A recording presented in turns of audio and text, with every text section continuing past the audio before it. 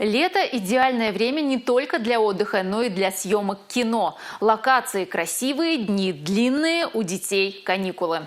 Последнее особенно важно для киностудии «Кучу-Мала», ведь в их фильмах снимаются именно дети. Юные таланты Чувашии работают сейчас над музыкальной сказкой.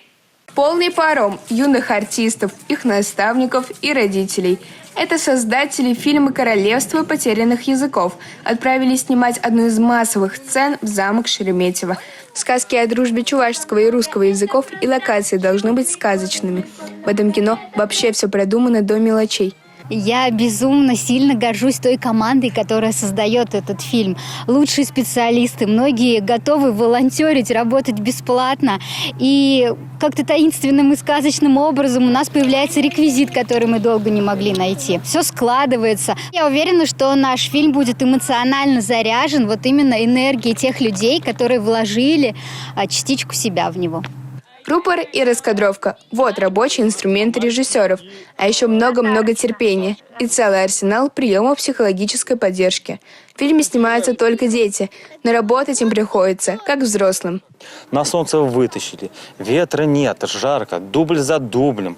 И кроме того, мы же не в вакууме снимаемся, ходят люди, лезут в кадр, велосипедисты какие-то. Ну, очень тяжело. Но на такие случаи я пытаюсь как-то подбодрить артистов. Напоминаю очень хороший мультик с песенкой оттуда. И нам, конечно, врут, что в нем тяжелый труд. Кино — волшебный сон, сладкий сон. Фильм, фильм, фильм. Теперь сценарий. Две девочки попадают в сказочное королевство языков, но не находят там свой родной. Где потерялся чувашский язык? Грозит ли ему опасность? Найти и спасти. Вот задача главных героев.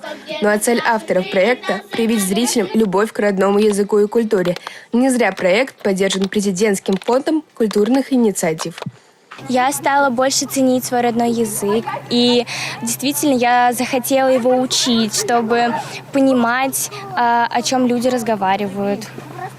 Премьера фильма запланирована на ноябрь. Школьники Чувашии увидят его на уроках родного языка. И, конечно, сказка будет показана на национальном телевидении Чувашии. Виктория Алексеева, Юрий Марков, Республика.